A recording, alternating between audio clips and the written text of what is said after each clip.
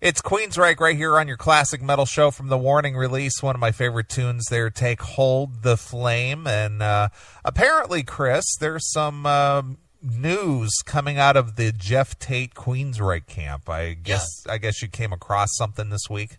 Yeah, I just came across this today. It was just posted today on Facebook from Craig Locicero, who's the guitar player for Forbidden. Okay, that's kind of like a MOL type band. Yeah, that's a heavy-ass band. And here's what Craig wrote. He wrote, well, I guess the cat is out of the proverbial bag. Nikki Black has announced that Paul Bostaph and I played most of the music on Geoff Tate's Queensryche record. Now, who's Nikki Black? I don't know who Nikki Black is. And who is this Nikki Black to announce anything? That I don't know. Okay. But Nikki Black announced it. Whoever that is. Okay. I guess Jennifer was taken from 80s Hair Band. Sure. So Nikki she didn't Black break the story. Yeah, so Nikki broke it. Okay. It is being mixed by Jason Slater as I type this, and it is way heavier than most anyone is expecting. Geoff and Jason have been nothing but awesome to us, and it gave Paul and I a chance to contribute together on a metal record once again. I was working on it for a few weeks and play on every song. There are kick-ass solo contributions from Dave Meniketti, Ty Tabor, Brad Gillis, K.K. Downing, and Chris Cannella. K.K. Downing, huh? K.K. Downing coming out of retirement. Boy, I'll tell you. There it is. As well as bass played by Rudy Sarzo and more drums from Simon Wright. It's some great company to be around, and it was an honor to be a part of it. I know what the perception of the Queensryche camp is, and I really don't give a fuck. Queensryche was one of my favorite bands from the EP through Operation Mindcrime. When I was approached about doing the record, I did contemplate all the turmoil, but I love a challenge. I accepted the challenge, and I think Geoff has a kick-ass record to deliver the fans, in spite of what some may expect. The songs are cool, classy, and in some cases stupidly heavy. Huh.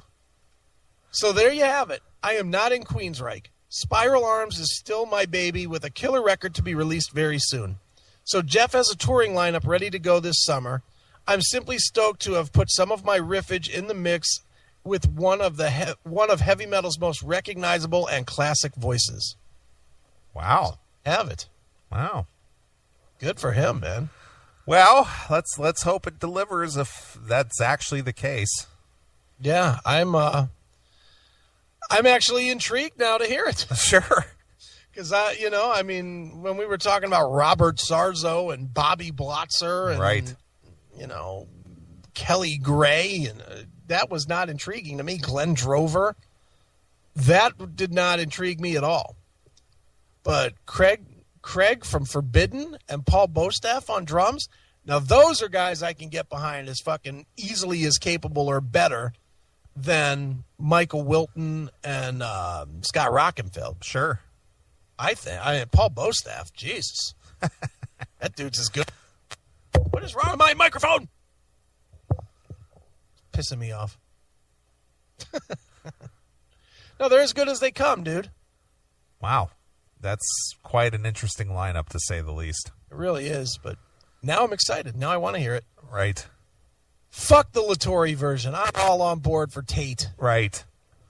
You're in the Tate camp now. All about the Tate camp now. Right. Well, good. Well, if that delivers like he's saying it will, it'll be definitely interesting. It should be good, man. I'm excited to hear it. Well, I'm sure, of course, we'll have our chance to, get Geoff back on the show when that time comes, I guess. Yeah, definitely. We'll have Geoff on, and certainly Geoff will be full of fucking pride and black penis to tell us what's up. Pride and black penis. I think that should be the name of the album. Pride and black penis? Right. Yeah. Pride and it's black. It's big down there. Yes. What a monumentally stupid thing that guy said. Just dumb. Just dumb. Well, speaking of dumb. Yeah. Good segue. I have something here that the fans have been, more or less waiting for. Yes.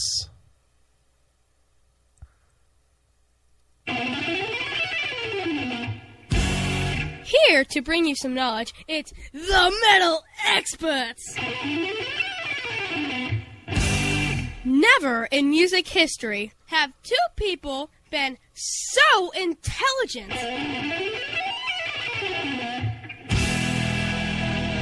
These guys know that Zakk Wylde plays guitar! You gotta be kidding me. Ozzy Osbourne was in Black Sabbath? You're yanking my chain, dude. You gotta be kidding me. Britney Spears isn't metal? Man, those guys are brilliant! Here they are, the bastions of knowledge, Professors Mark and John, the Metal Experts! The following segment is a parody. This is not to be misconstrued as original material of the classic metal show. Parody is protected by the United States copyright law. The definition of parody is the humorous use of an existing song, play, speaker, or writing which changes the words to give farcical and ironic meaning. Parodies have been challenged as copyright infringements on the original works, particularly since some have reaped terrific profits. Recent decisions favor the parody and say they have an originality of their own and thus are not infringements. There is a free speech issue involved in these decisions.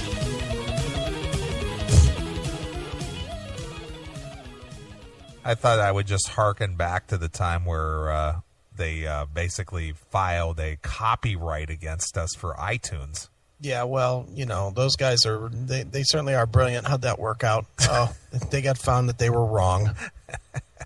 Dummies. Copyright.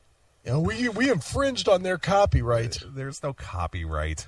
There's no copyright on something that you give away free. Yeah, or you can't afford to actually file a copyright.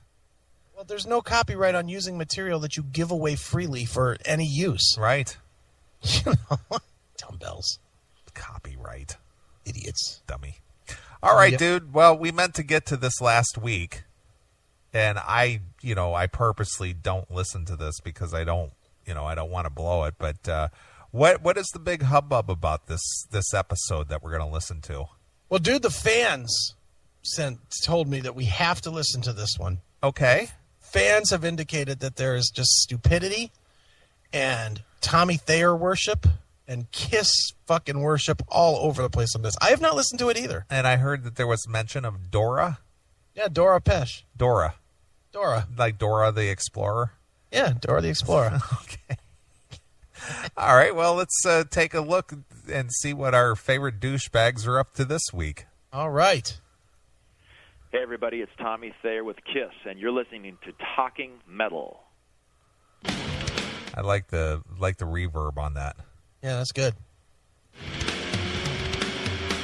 Mark Striegel, John Astronomy, the Talking Metal Podcast, coming to you from the Silver Spacecraft. I'm Bud Friendly, and now your hosts, Mark and John. Yeah. That just drives me nuts. But I'm Bud Friendly. Like, okay, who are you? I'm Bud Friendly. Yeah, and who is he? He's Bud Friendly. Oh, he's just about as famous as the guy that introduced Shadow Steel. Yeah, exactly. There was that guy, John Donnelly. Jay Donnelly. Jay Donnelly. Jay Donnelly. I'm Jay Donnelly, and Shadow interviews so-and-so this week. Yeah. Brought to you by Mad Pod.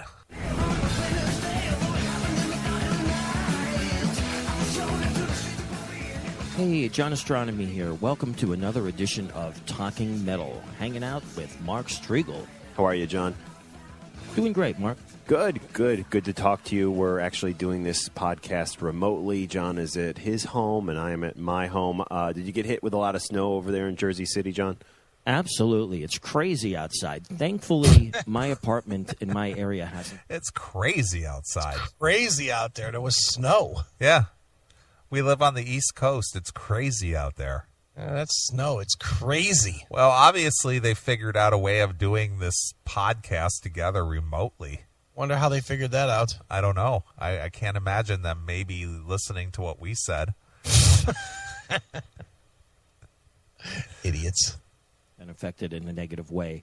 But I do feel for everyone who has to dig out, and my heart goes out to everyone who has been hurt or has lost their lives. Oh, boy. Oh, tragic. And now on to Kiss. Yeah, my heart goes out, and I feel badly, and I'm politically correct, and I voted for Obama. It's a sad day. Because it's cold outside. It's touchy-feely. Right. Dude, Kiss is going to be here at the Madison Square Garden. I was talking to Ace about the bad weather, and, well, actually, he flew out before the bad weather hit. Yeah. Dick. Yeah, especially north of here, people got hit really bad in Long Island and Massachusetts. We got about a foot where I live out here in Maplewood, but it was all good fun. You know, we dug out, and then the kids were playing, and no major complaints on this end. But let's Hey, so what do they think of the snow, Mark? What do your kids think of the snow? Oh, yeah, they loved it. They loved it. Oh, it's great. What do they think of the snow? Oh, yeah, they think it's cold. What do they think of it, Mark? Yeah, Mark, what are they thinking? Good time. We were outside playing all day yesterday, but, you know, today they were a little over it, so spent most of today actually indoors. Indoors, And, good. Yeah. What? Indoors, good. Indoors, good. Indoors, that's good. Really? Okay. We should be warming up tomorrow, and I'm assuming most of this snow is going to melt away. But let's talk some rock. We have That's usually how it works. The snow comes down, it warms up, and then it melts away. That's how it usually works. That's how it works here.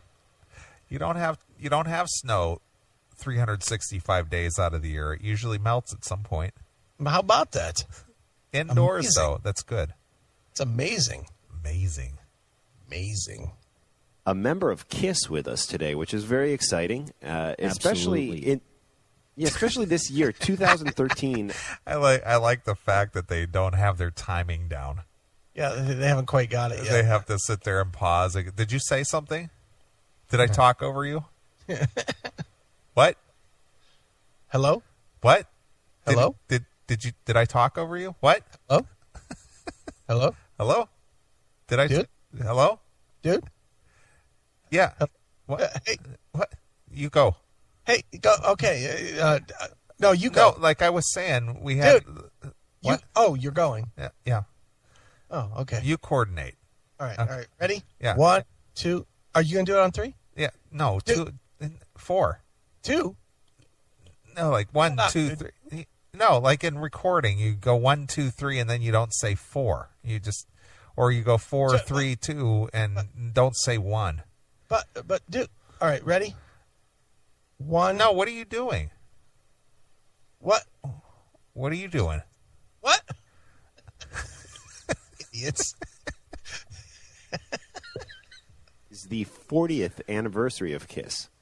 Amazing. Totally amazing. Yeah, the thing. Love it. Yeah, that's amazing. Amazing. They're still around. Amazing. I was thinking would be next year would be the 40th anniversary of KISS. Well, you thought wrong. Yeah, pal. You Do should your have math. known. I thought you were a metal expert. Do your math, fucky. That first record came out in 1974, but it's actually the 40th anniversary is 2013 because that's when the band first started out. Right. Thank you. A band doesn't celebrate its anniversary on the release of its first record. Well, it does in their world. Now, if they want to say the 40th anniversary of the first release, that's a whole different thing. But 40th anniversary of the band? Yeah. Yeah. Amazing. Amazing. Amazing. Even though the record came out in 73, they were actually together as a band before that. Right. What? They were together before they released a record? How Yeah. can that be? I don't know. That can't be right. Nope. I always considered the beginning of KISS 1973.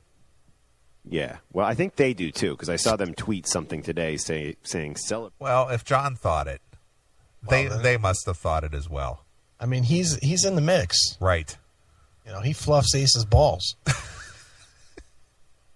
Celebrating the 40th anniversary of Kiss. So what a great time to have an actual current member of Kiss. We've had former members of Kiss on the podcast before. We've had Bruce, we've had Ace, and today we have current lead guitarist of Kiss, Tommy Thayer.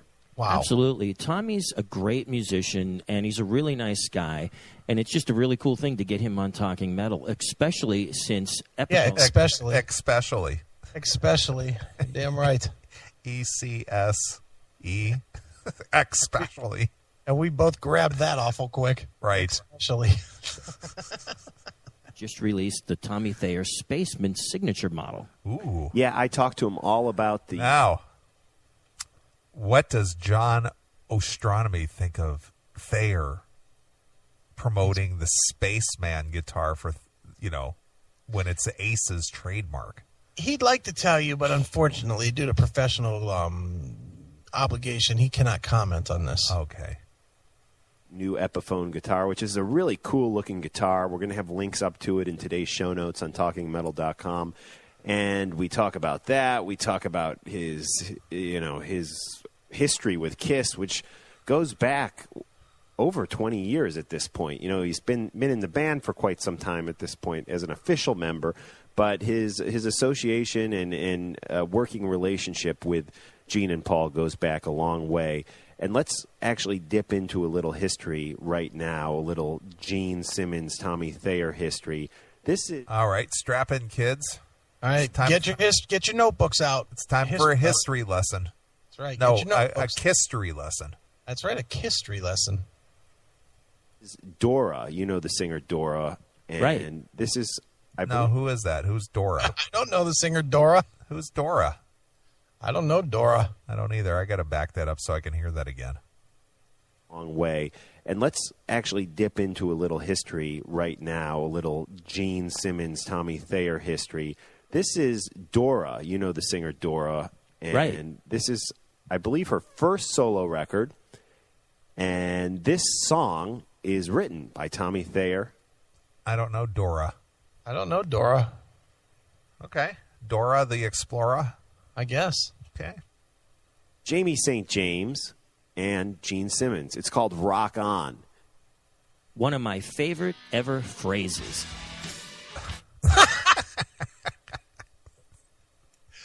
One of my favorite ever phrases. Rock on. What a fucking idiot. Rock on. One of my favorite ever phrases. Rock on, Ace. Rock on, John. Rock on. I love to say that. I just loved it. That's one of my favorite phrases, too. Rock on, Neeley. Rock on, Chris. Rock on, fans.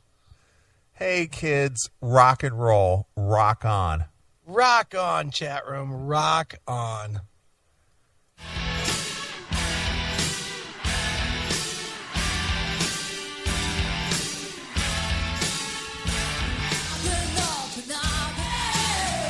Favorite ever phrases. Very cool. Very cool. A great song. And Tommy was really involved in this Dora record. He helped produce it. He played. How does he not know that her name is not Dora? It's Doro Pesh. How does he not know that? Well, he's a metal expert. Yeah, so maybe we're all wrong. Yeah, he probably knows something we don't. Must. On it and did some of the songwriting for it too, as you hear with that song. That song actually, I take it back. He didn't really write that song for the record. That song's actually an old Black and Blue song. So he didn't write the song. Thanks for all that metal knowledge. Okay. Wow. I take that back. He actually had nothing to do with the song at all. In fact, he didn't even play on the record. In fact, he wasn't even there. Which you may have guessed because one of the three songwriters is Jamie St. James. Very cool. Yeah, so Tommy continues to this day to be a great songwriter. And right now I want to dip in. Oh, yeah? And the proof is where? Yeah, what song has he written lately? What did he write that's a great song? Or even a song. Yeah. What did he write lately? Yeah. He's a great songwriter. Yeah, continues to be. Yeah. So what did he write that's great? that song, yeah. A song that he wrote actually with Paul Stanley. This song is called Freak, and it's off the brand new, well, not brand new at this point, the latest 2012 Kiss album. Latest came out in late release. 2012, Monster. And this song is called Freak. Wow. Asleep. So, because Tommy participated in the writing, he's a great songwriter, but probably Paul wrote it. Dude, he wrote on a Kiss record. That makes him great. Oh, okay. It's a by proxy type thing. Okay.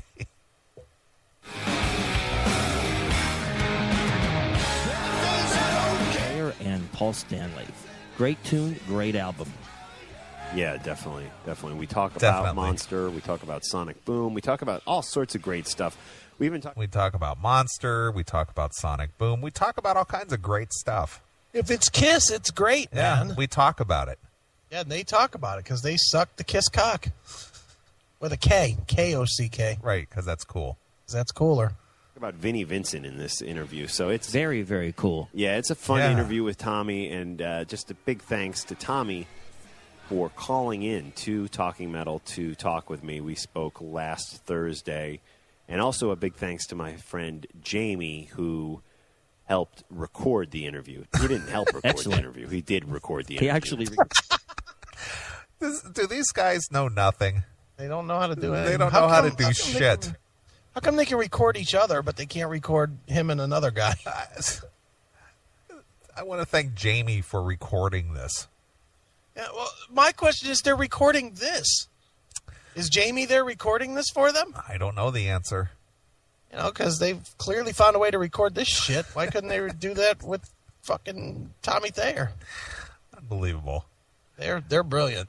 And they work at MTV Networks, and, you know, they're around this technical stuff all day, and none of them picked up any technical points at all, how to record a phone call or... Dude, I don't envision janitorial staff having that kind of access. Nice.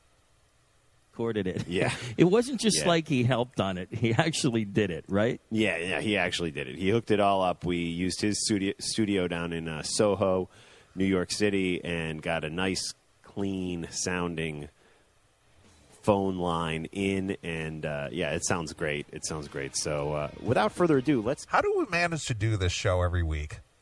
Well, you know, dude, we got our friend Jamie down in Soho. But in reality, though, how do we manage to get people on the phone and actually talk to them and take phone calls and all this? I don't know. We learned.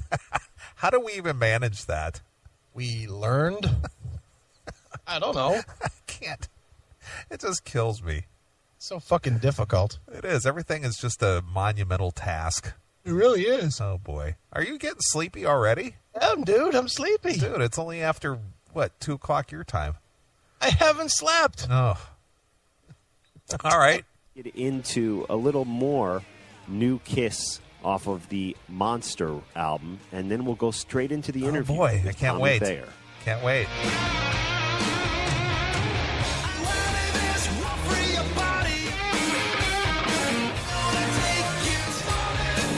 On guitar and lead vocals. And we have Tommy on the line right now. Tommy, thanks for calling in to Talking Metal. Great to be calling in, and great. Wow, that almost sounds like as good a quality as we get here. Almost. Nice. Jamie's got some skills. I'll tell you. Jamie is something. Yeah, they just hit the phone line, Kodak, pipe it through the board, hit the record on the software, and you're golden. Dude, stop making it sound like that's easy. Nice. Very challenging. It is. Be talking to you guys today. Thanks, Tommy. And we want to talk to you about Kiss, of course, but first, let's talk about this great... Where's the new we in limited- this? I was going to ask the exact same question. There's one guy. We. We? No, you. It's the proverbial we. Yeah, I guess. It's we as the fans. I guess so. Idiot. Epiphone Les Paul Spaceman guitar that you have out. Now, I hear about these, signature guitars a lot, and I always wonder how involved the artist is with the companies in putting them together. Were you very involved with putting this guitar together with the Epiphone people? Well, yeah, with my signature, the new Tommy Thayer Epiphone signature guitar, I'm definitely very much involved. I wanted to do a guitar that was a version of one of the guitars I've been playing on stage for years now. It's actually one of my Gibson Les Paul standards, but it's one with a silver top. And I thought about it, and I thought that I wanted to talk to Epiphone about doing it actually instead of Gibson. A couple of reasons why. I just thought it was important to put together a guitar that was as if I wasn't having enough trouble staying awake. Good God. Really? He was involved. Really? Do we really want to hear about fucking... Well, then I took a phone call, and this guy recommended DTS strings, and I was like, DTS strings? Right. That's not what I play on tour. My God. I played Darren Tonio's or whatever. And great construction and great parts, but also something that's very affordable that almost anybody could really go to the guitar shop and buy. So that was my idea. So I actually contacted Epiphone myself and actually spoke to Jim Rosenberg, president, and we worked it all out. I told them what the idea was, and they were all for. Is that a name drop? Jim Rosenberg, wow. Yeah, he's president. Yeah, and he's Jewish, like Gene. Right. Those guys all know each other, right? I think so. All the Jews? Sure. Yeah, they all know each other. Worked down the specs and decided what it was going to be exactly, and there you have it. There you have Well, it. it looks like a beautiful guitar. And a question for you. One thing I noticed, like the bridge pickup has no cover, but then the other pickup has the silver cap on it. Is that just a cosmetic thing, or does it actually affect the sound of the way the pickups are? Oh, right. I haven't heard this. Have you listened to this, Chris? No. So what's the answer? Can you already guess the answer? Well, I was leaning toward, who gives a fuck? What do you think the answer is? No effect. I'm going to say it has effect. All right. There we go. That it's going to have kind of a muting effect. Could very well be. Okay, that's what I'm going to say. I don't know if that's the answer or not, but I could be completely out of the ballpark here. Right. Well, it's really just a look thing. It's an aesthetic thing. That's Thank just the you. way I've always done my guitars. The rear bridge pickup, I removed the pickup cover, which is usually chrome, and I kind of got that actually from Jimmy Page. He always did that, and there was some other guitarists that used to do that. Well, if Jimmy did it. When I was sitting around fucking around the campfire playing with Jimmy, I said, Jimmy, should I do that since you do that? And he said, yeah. And that's why I did it. Right. Fucking name-dropping boob. If Jimmy did it, I'm going to do it. And I like Tommy, but come on, dude. Pep it up a little. I just like the way it looked, and my original silver top Les Paul that I use, in Kiss, I've used for many years, is set up that way. As a matter of fact, all my Les Pauls are set up that way. So we thought that it was important on the signature guitar to do all the little details exactly the same. I like the fact that he uses the term, we thought it was important. Yeah, it was very important. Why was that important? Because it was, dude. It's part of the show. It's important that we did that. Very important. Because people notice that kind of thing. So that's why we did it on the signature guitar. Cool. And the guitar also, comes with a very cool silver hard shell guitar case, but also some other little treats, if you will. It actually comes with a guitar strap, right? Yeah. Holy shit, really? Wow! Dude, in other news, there's an optional guitar case you can buy. Right. Can you believe it? It's hard to believe. And you can put the guitar in the case with the free strap. Right. Dude, see, and this might shock you. Every one of these Tommy Thayer signature Spaceman guitars comes with strings attached. Right. Can you believe it? That is hard to believe. Whew. This is amazing. Amazing. Unbelievable. Great package. Not only you have the guitar itself, but it does come in a custom plush hard shell case, this silver. Wow! So it's very unique and kind of goes along with the theme of the guitar, Wow. of course. And there's a custom black and silver leather studded guitar strap, which is just like the ones I use on stage as well, part of the package. That comes with the package as well. I guess if you're going to buy a replica guitar, you want it to replicate exactly the... Yeah. You would think, huh? I wonder if it says Ace on the strap. Too. So, and then a real cool little certificate of authenticity booklet is included as well. So it's a great little package with the guitar and the case and the strap and everything else. So, and again, it's real affordable. I mean, a lot of times these custom, Gibsons get very expensive, into thousands of dollars, and this is something that's definitely, affordable. Less than $700 kind of thing. So that's affordable to whom? A hack that's going to go and buy a Tommy Thayer signature guitar. I mean, who's going to buy that? No, and that's no offense to Tommy. I think he's a great guitar player, but really, has Tommy Thayer led anybody to buy a guitar? So what would you buy? Would you buy the Tommy Thayer guitar? Would you pay $500 to meet Ace? Yeah, that's a good point. I think I'd buy the guitar. Really? At least you'd have something, right? Or I might buy the guitar and then take $500 more and get him to sign it. That's what I was thinking. Get the Tommy Thayer Spaceman guitar, and show up with Ace Frehley, and have him sign it. That would be funny. That'd be fucking hilarious. Hey, Ace, could you sign my Spaceman guitar? The one that Tommy plays on stage in your makeup? With the silver top. Would you sign that there, Ace? Thanks, buddy. I'm putting it right on eBay. $2,000. I'm going to call it the Ace Doesn't Know What the Fuck He's Signing guitar. Right. How great is that?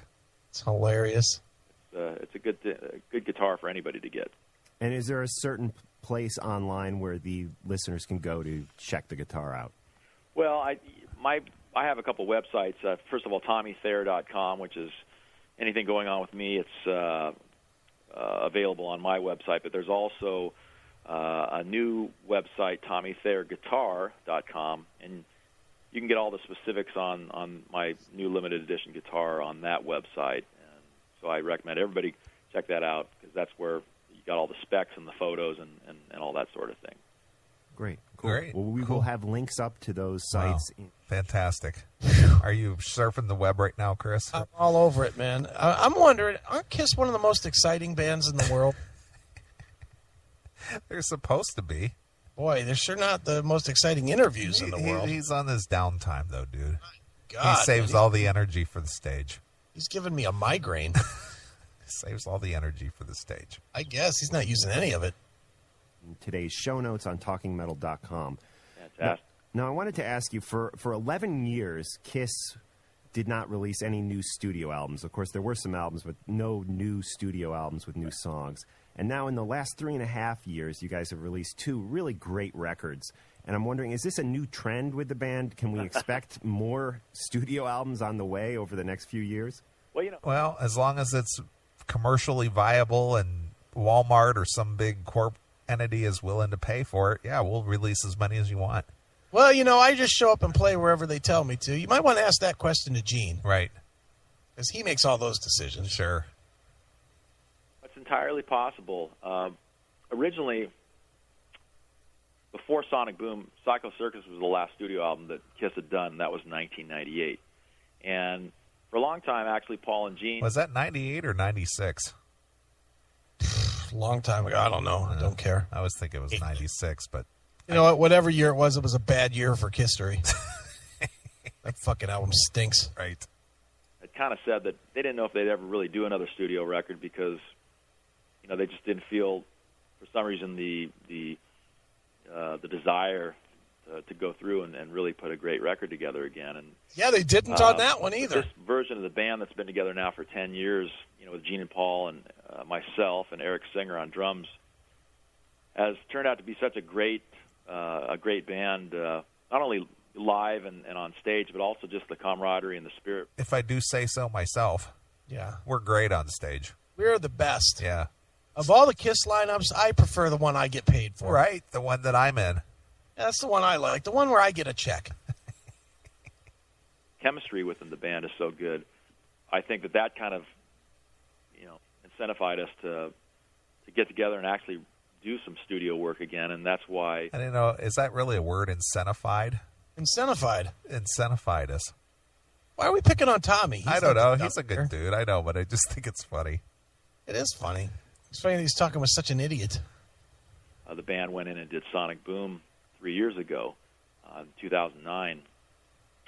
It was just really, it felt right, and it felt like this band is so good. We'd been selling out concerts around the world, and in 2008. What? They're doing this without the original lineup? How can that be? There's no way. How can that be? I thought Ace brought it all to the table. Dude, just a newsflash. Based on that comment, Jackal 1 just shot himself in the face.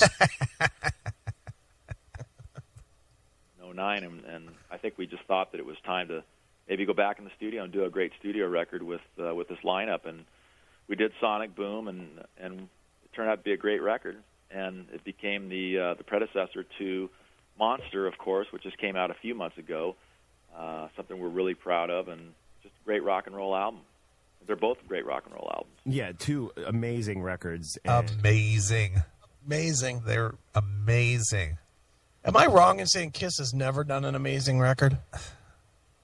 Honestly, they've done Kiss records. My favorite one was Revenge. Exactly.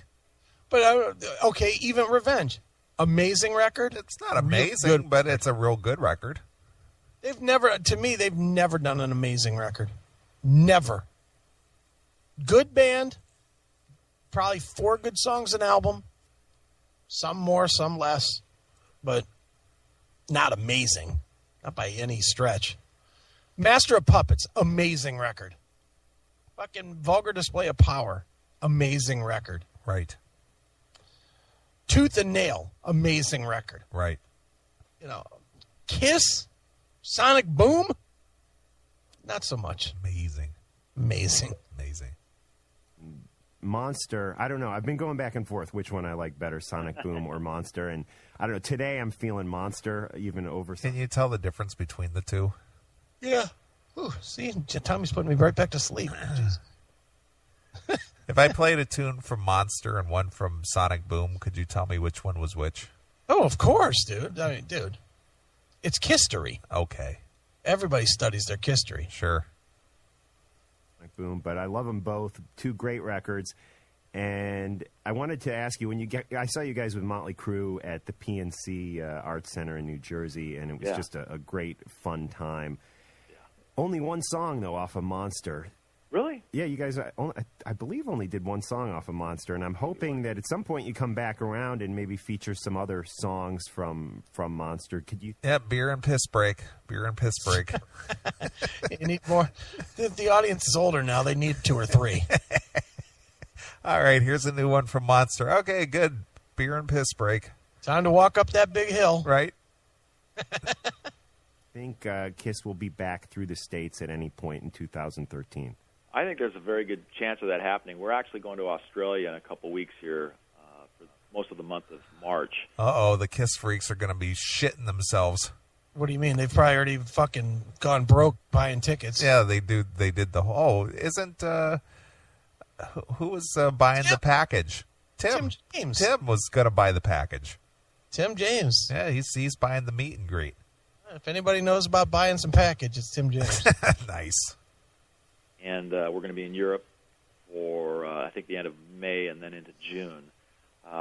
We were just in South America in November, and I think we were playing 4 or 5 songs off Monster when we were down there. I think what happened on the Motley Crue Kiss tour, because the set lengths were shortened slightly because you had 2 co-headliners on the bill, so we didn't get to play quite as long, and I think that made it a little more difficult to play a bunch of new songs off the new album because, of course, you've got so many other things that that we need to play. But certainly, as we got into South America in November, we were playing I think we were doing 4 or 5 songs. So wow, okay.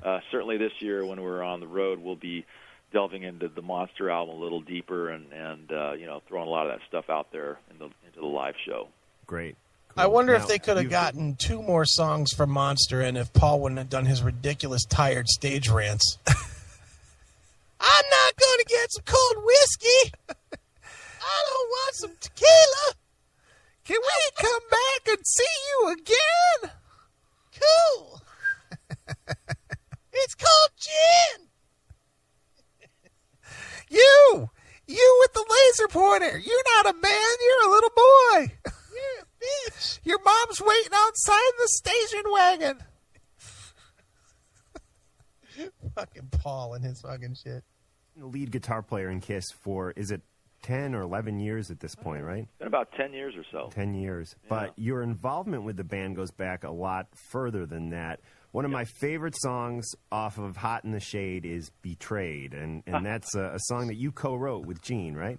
That's true. I had to look that up before the interview so I could flatter you a little bit, let you know that I know a B-side song that you were involved with. God damn it, dude. Your Wikipedia works there too, doesn't it? Wow. So I wanted to make sure that you knew that I knew the Kiss catalog and, some obscure involvement that you had with a song just so you could, I could prove I was a fan. Yeah, Tommy, would it be okay next time when you're in New Jersey if I just sucked your dick? Nice. I'll do it verbally now, but I'll do the real thing when you're back in New Jersey. Sure. Lame. That was a while back. I think that was around it was definitely late 80s, maybe 1987, 88 or something like that. Back in 86, Black and Blue, my old band Black and Blue, we had just come out with our second record, and we were asked to be the opening act on the Kiss tour that Animal year, Lies? late 1985, actually, and it was the Asylum tour. Asylum. And we were the opening act. We did 24, 25 shows, and that's actually when I met Paul and Gene, and actually at the time it was Bruce Kulick and Eric Carr was the drummer, and met those guys back then. And on that, Then I signed my soul away to the devil, Gene Simmons. Right. I saw that tour, actually. And I've been under his control ever since. Yeah, it was great. So anything that I ever write, anything that I talk about, any products that I promote, Gene gets a kickback. Right. Gene owns the copyright to the name Tommy Thayer. Right. Wouldn't surprise me if he did. And Nope. they were always great to us. They knew we were big fans, and they kind of took us under their wing. And I got to know Gene a little bit better than the other guys because he's kind of more, he gets out there and talks a little more, as you all know. Yeah. And we were getting ready to do our third album at the time, and we asked Gene if he'd be interested in producing it. And so one day one of the nights after one of the shows, we got together with Gene at his hotel and played him some of our new ideas, and we asked him if he wanted to do it, and he said, I'd love to. So Gene became our producer on our third record, which was Nasty Nasty, and the fourth subsequent record, which was In Heat. So anyway, the whole relationship built from there, and Gene was with us in the studio, and then he asked me if I was interested in working on some songs he was putting together for the next Kiss album. So that's how we got together, and we started first on a song called The Street Giveth, the Street Taketh Away. Ah, interesting. There we go. It's interesting that you picked that one. Yeah, well, Paul, or Ace, had a story behind that song. He has a story now. I think it's called The Chief, not the Streets. The Chief giveth, and the Chief taketh away my home. Right. And then we did Betrayed. So we did co-writes on those two songs, or I had co-writes for those two songs on the Hot in the Shade record, and I thought they were real good tunes, and that was an interesting album at the time. But that's great. You love that one, and we don't really... See? Yeah, that's great. See? It's great that you love that one. Exactly. Dude, I know he was a participant on one of the... I got to look that up before I talk to him. That way I could throw that out there, and it's obscure. In honor of Mark talking to Tommy this way, should I play Just Don't Bite It again? Nice. do that one too much anymore, but Betrayed was a cool tune, and Yeah, like Gift Ever. was also something that They don't do that one that much anymore. And, and the thing, when is the last time they the did whole it? thing evolved Never. from there, and Probably never. I bet they've never played that song live one time. Right. Betrayed? Yeah, like anybody even knows that one. They've never played that song live. Well, it's a favorite of Mark Striegel. Well, Mark likes it. Yeah. soon after that, Black and Blue kind of ran its course, and these guys asked me if I just wanted to come work for them at the time, kind of behind the scenes, and that's kind of how I officially got involved in the KISS organization. That was kind of in the that was early 90s by then, I think. Cool. And I read once that you mentioned Revenge as one of your favorite non-makeup era KISS albums. I think it is. I think it's probably my favorite because... I would agree with that. It's okay. I'm just not a fan, dude. I'm not saying you should be a fan. I'm for me personally, out of the KISS catalog, for me personally, that's my favorite one.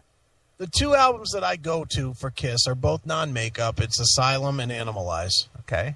Love them both. Sure. And, and probably Animalize for me just because Mark St. John's fucking guitar playing was way too heavy for KISS. Right. That's what I like about it. I mean, dude, what is the song? Burn, Bitch, Burn? Right. Burn, bitch, burn. Ooh, ooh. Those riffs and that screaming guitar solo just... It's like, fuck yeah, man. KISS fucking got some balls for a change. Sure. Like it. To me, it's a very cohesive record. All the songs really fit together. It sounds like an album to me. And I think that those are the kind of the records I like the best. And I think you got to credit somebody like Bob Ezrin because he's a fantastic producer and he knows, how to pull all the elements together to make a record that sounds like an album. Sounds like a record. It's cohesive. All the songs fit together. And it's, one direction kind of thing. So Ezrin did a great job, and I love Revenge. I think all those songs are great, and so it is one of my favorite KISS records, and certainly probably my favorite, in the non-makeup era. Cool. And you provided some backing vocals on that record? Yeah, I think at the time, because I was around and things, and Gene had worked with us, they asked us to come in and sing some backgrounds. So I did do backgrounds on that, I remember, and a lot of those tunes. When I hear them, like Unholy and I Just Wanna and a bunch of other ones, I can always kind of hear my voice in there, and because we just did all the background. There's his own voice in there, all right. I don't know. Hey, isn't that Tommy Thayer back there singing in the background? That's what, and how ironic is that when I hear the bonus track, Sunset Superstar, I listen to that, I'm like, fuck, is that Neeley? Yeah, sure. Like, shit, that's Neeley singing in there. Oh, my God, that's hysterical. One day we went in the studio and knocked all those out. Cool. And Vinnie Vincent was back in the fold doing some songwriting on that record, wasn't he? Yeah, I think he co-wrote a couple of the tunes. Vinnie is actually I've only met him once or twice, and it was right around that era when he was in the studio doing demos, I think, with Gene, because they had written Unholy and maybe a couple others. And I found him to be a really very nice guy, and he was always very friendly and really a fantastic guitar player, too. I mean, a lot of people know him as a real shredder, playing really fast, especially on the Vinnie Vincent Foundation records and all that. But when he wants to, he can actually play a very soulful, blues-based style, which is he's very good. And a lot of at people this don't point, realize that, Vinny'd be happy to play for fucking food. When's the last time this guy played anything? I don't know. Honestly, when's the last time? I would bet not since the 90s. Sure. Has he done anything since then? Not that I'm aware of. Me either. He's actually an excellent guitar player and obviously a great songwriter as well. Right. Obviously. Now, your old band, Black and Blue, actually has quite a history. I was always a big fan of that first Metal Massacre record, which is really kind of a big album when it comes to heavy metal history. And Black and Blue was... Really? Really? It's a big album when it comes to heavy metal history. I don't think there's a Black and Blue album that anybody would consider a big album in even hair metal history. Exactly. On that record, Well, it's along interesting. with Metallica and a lot of other great bands.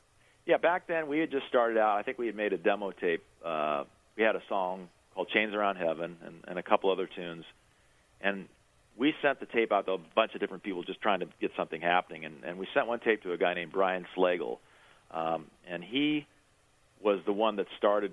He had a fanzine, I think it was called the New Heavy Metal Review or something like that. And then he put together Metal Blade Records and put out these compilation records that you had just talked about. And at the time, it didn't seem like, I mean, at the time it was exciting that we actually had something on vinyl, but all the bands that were on those records, you know, nobody had really made it yet, or we were all really unknown. I mean, you had Metallica and I think Steeler and Armored Saint was on there. Yeah, Armored Saint was on there too. And you know, at the time we were all just bands, you know, knocking around Hollywood, or you know, I think Metallica was in the Bay Area, but they used to come down and play some of the clubs in Hollywood as well. And you know, so it was just a cool thing just to be hear your song on an LP. It was a compilation, and so that's how it started. And Brian was cool, and he put our song "Chains Around Heaven" on that compilation record, and Metal Massacre, and that was really our little debut, actually. So it's funny though, you know, that Metallica and these bands have got so big, but at the time it was just this small little, you know, kind of a fan generated thing, and it was cool. Cool. Now, your old band, Black and Blue, recently, I guess back in 2011, actually released a new studio album, which I actually thought was really good, and I was wondering if you happened to hear the Black and Blue record, Hell Yeah. Oh, absolutely. As a matter of fact, I suggested that title to Jamie a long time ago, Jamie, the lead singer of Black. Boy, Tommy's still way involved, huh? So funny. Yeah. I suggested that title. Right. Hell yeah. Oh, yeah. He said, Tommy, you want to be a part of the Black and Blue lineup? Hell yeah. Tommy, we're gonna do an album without you. Is that okay? Hell yeah. Dude, you should use that for the title. Hell yeah. Hell yeah. I'll take a royalty. Right. Gene taught me. Right. Jamie St. James. Jamie St. James. I said, hey, you know, you should write a song called Hell Yeah. And this is before, you know, Vinnie Paul's band and everything like that, too. So I just thought it was a cool song title. And this was 4 or 5 years ago. And then he ended up, you know, calling the new Black and Blue album Hell Yeah. I think it's a great record. You know, obviously. Yeah, this was before Vinnie Paul had the idea. Yeah, it was. And first of all, the frickin' original demo of the song Hell Yeah came out like a decade ago. Remember, we had it way. We had it 10 years ago. Yeah, we had it in 2000. 1 or 2 or something. Yeah, it was like 2003 because it was right after I moved to Chicago, and that's when Jamie and his Black and Blue lineup and L.A. Guns and the Bullet Boys, where Mark Torian pulled a knife on the bus driver. Right. Remember that? Yeah, I do. That was 2003, so we already had it then. Yeah, so it wasn't 4 or 5 years ago. Yeah. He told Jamie to write the song. Right. Okay, whatever. You know, I think they're doing that on a shoestring, you know, and, you know, there's not a lot of money, you know, for the production and for the recording. And I think for what they did a great job. I mean, obviously those guys, you know, Jeff Warner and Jamie are really great writers. They've been, you know, writing tunes for a long time. So they had some good tunes, and it's just, you know, but it's tough because any band, you know, like Black and Blue, you know, or any hard rock band coming out of the 80s and putting records out now, it's a tough battle just to, you know, to get them heard and get them out there. It's not like it was before as far as selling records. It's really not, you know, great for anybody these days because the whole record business has just completely changed, and people aren't really buying records like they used to for a lot of different reasons. So, you know, but I think they put together a great record, and I definitely listened to it a few times, and I thought it was really cool. Yeah, definitely. Cool. Yeah. Now, I wanted to ask you about... I always like how he starts with, I wanted to ask you. Yeah. Well, you're talking to me, so ask me. Yeah, you don't have to quantify that. Just fucking say it. Just ask I wanted to ask you. So, Tommy, what about, you know, I always wanted to know. I always wanted to ask you. Well, ask me. You're talking to me right now. Yeah, no shit. Go ahead, ask. Calling Hunter S. Thompson. I was on your website earlier, and I just thought this was kind of a bizarre story. You actually got his number and called him to, and what did you do? You convinced him to do some album cover art for you? Yeah, in the early 90s, around 92, 93, I was in a band in L.A. This was after Black and Blue, and I was just, you know, delving with some different projects, and I had joined a band called Shake the Faith, and it was really a kick-ass band, and we were playing the clubs in L.A., and we were really getting popular, actually, and it was a great band. Heard of them? Never. Shake the Faith? I think that's what he said. Okay, no, never heard of them. And we had some great tunes, and we got a deal with a label called Alpha Burnett in Japan. Alpha Burnett? Alpha Burnett. Yeah, that's a biggie. It must have been getting big and popular. I think that must be the same label Marty Friedman's side, too. Jesus Christ, dude. They got the Alpha Burnett fucking label? How'd they do that? How does that work? We're the same band or the same label that signed Freight Train Jane. Yeah, and then fucking they came back to the States, and that fucking juggernaut Cleopatra reached out to them and said, fuck, we got to sign you. You're on Alpha Burnett, then Cleo needs you. Yeah, no kidding. Cleo. And so we had recorded some stuff, and our singer Dave Aragon had seen a piece of art that Hunter S. Thompson had done. It was in Playboy magazine. It was this painting. Well, actually, it was a photograph, and I can't remember what the photo was. But what he would do is he would take a photo and he'd blow it up large, and then he'd go out in his backyard with a shotgun and he'd shoot. He'd blow the photo apart with his shotgun, so it was all tattered, and then he'd put some red paint on, it looked like blood, and it was just this cool image. And I can't remember exactly what it was in Playboy, but we saw that, and a vagina, a big bloody vagina, blown apart with a shotgun. That's right. It was in Playboy. Nice. I'm going to try to call Hunter S. Thompson, and so somehow, I don't know how, I got a number, and he lived up in Colorado somewhere, and I think outside of Aspen or something. And I don't know how, but somehow I got his number, and I called him just out of the blue, and I said, wow. Hey, I'm Tommy Thayer, I got this band, blah, blah, blah, and we saw the art that you did in Playboy. We would love for you to do this for our new album cover for our band called Shake the Faith. He goes, oh, that's great, and I told him kind of what it was about, and he said, send me a cassette. It was cassettes back then, of course. He said, send me a cassette, and I'd like to hear what you guys are doing. So I sent him a cassette. He gave me his address. And then he called me back and he said, I'd love to do it. I love what you guys are doing. I love the attitude with the band. And I'd love to do a piece of art for you. So we did this photo of the record was called America the Violent. So we got this friend of ours, and we built a... How much more is this? I'm ready now. This is a boring ass story. Do these guys talk anymore after this? Not the interview. I don't know. I didn't listen. Oh, okay. Let me see. I'm going to fast forward. I'm sorry, Tommy, but I'm tired. And then Hunter killed himself. There's Right. the moral to your story. And then I remember meeting Tommy. Uh-oh, here we go. Had some dealings with Tommy Thayer through the years, right? Yeah, no doubt about it, Mark. Tommy has been a very valuable asset to the Kiss family, and I first And met he's Tommy part of the Kiss probably family? back around the... Yeah, he's a valuable asset. I'm saying, is John part of the Kiss family? Oh, I don't think so. Is he trying to insinuate that he is? Yeah, he's on the inside. He's in the know. He's in the Kiss family. Right. official Kiss convention tour, and then I do remember meeting him outside of Kiss Unplugged on 54th Street, or is that 53rd Street and 10th Avenue, the old Sony studios. And then I remember meeting Tommy in Pittsburgh, Pennsylvania. I was standing outside the Civic Arena with my parents, actually, and we were waiting for our passes to come out. Yeah. And Tommy came up, and I remember it was pretty funny. My dad was dressed in a suit, and I think he thought he was the limo driver. Either that or the masseuse. It was something fun. The masseuse?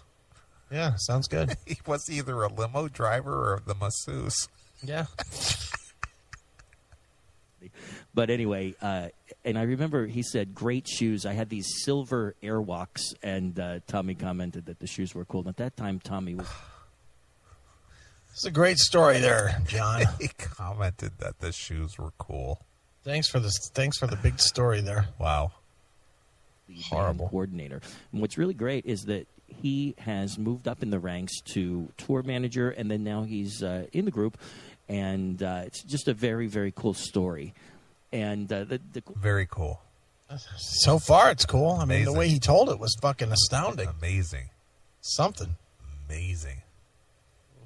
thing about Tommy is that he really knows all the parts to all of these old Kiss songs and of course, new songs. That's his job, dickhead. Jesus Christ. He knows all the parts. Is that amazing that the guitar player from Kiss knows how to fucking play all the songs from Kiss? Yeah, they're like in the middle of a song, and all of a sudden the guitar part drops out, and Gene looks over and goes, "What the fuck?" He goes, "I didn't learn that part, dude." No, I'm fucking blown away that whenever I see Dokken, that John Levin knows all the fucking parts. Right.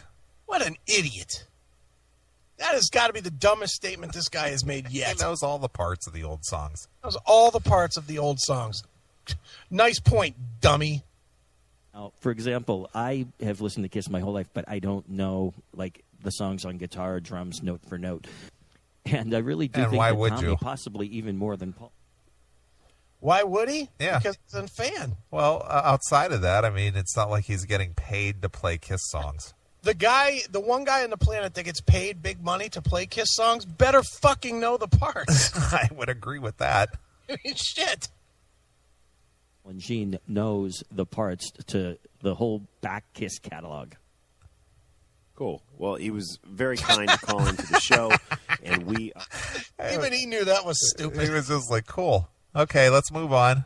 He even knew that was the dumbest thing John's ever said. Moving on.